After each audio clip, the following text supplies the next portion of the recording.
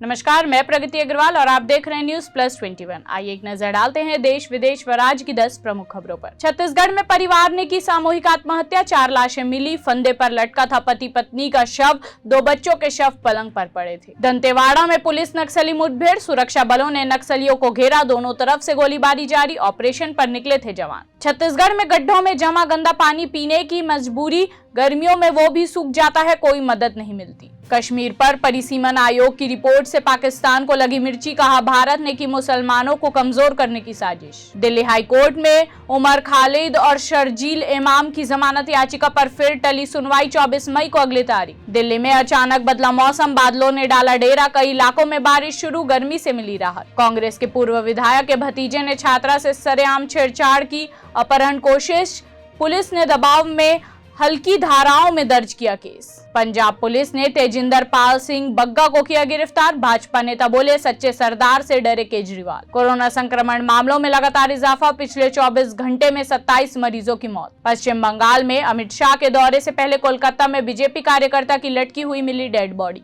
ऐसे ही तमाम जानकारी के लिए देखते रहिए न्यूज प्लस 21, आपके हक की बात।